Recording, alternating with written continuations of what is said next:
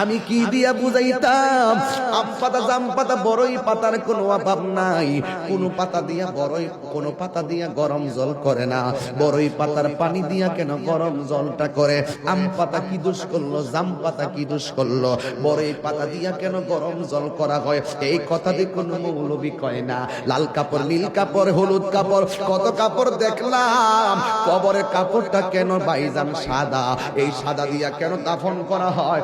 এই কথা দিয়ে পৃথিবীর কোন মৌলবি কয় না রে। এ আমার যুবক,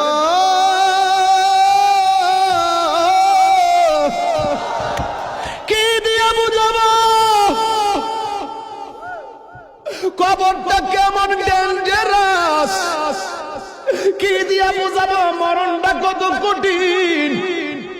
কি দিয়া বুঝাবো তাহিরের যে একটা দিন চলে যাওয়া মানে হলো আমার জীবন থেকে চিরদিনের জন্য দিনটা চলে গেছে।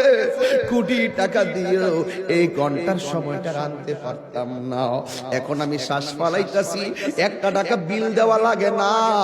নদীর পারে হাওয়া খাই, বিল দেওয়া লাগে না।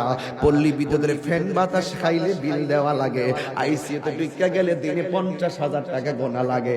আমার আল্লাহ যে কত নিয়ামতের বাতাস আমরারে ঢুকাইতাছে, বাইরে কইরাইতাছে, 1 টাকা বিল নেই না।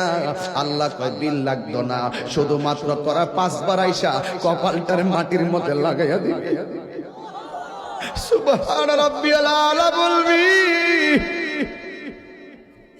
দুনিয়ার মালিকের ডিউটি 20 দিন না করলে 20 দিনের বেতন কাটা। আর আমার আল্লাহ করে হাজিরা দিছে দৈনিক 5 বার। 1 মাস হাজিরা দেও না, 2 মাসও দেও না, মাঝে মাঝে সিটারি হাজিরা দাও। কিন্তু আমার আল্লাহ ইচ্ছা করলে তোমার গলার মধ্যে কাটা লাগাইয়া আমার আল্লাহ রিজিকটারে বন্ধ করে দিতে পারে। এরপরও আমার আল্লাহ রিজিক বন্ধ করে না কেন জানো নি? কারণ হলো আমার আল্লাহ কয় আমি আল্লাহ তো মায়া কইরা বানাইছি, মায়া লাগে। আল্লাহ ডাক দিয়ে কয় আল্লাযী খালাকাকা ফাসাওয়াকা ফাআদালাক ফি আইয়ি সূরাতিন মা শাআ রাক্কাবাক।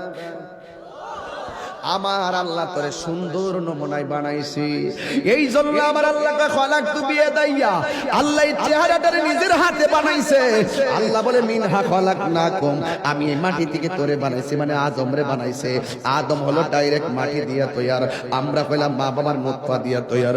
বন্ধুরে আমার এই চেহারাটা ডাইরেক্ট আমার আল্লাহ নিজের হাতে বানাইছে।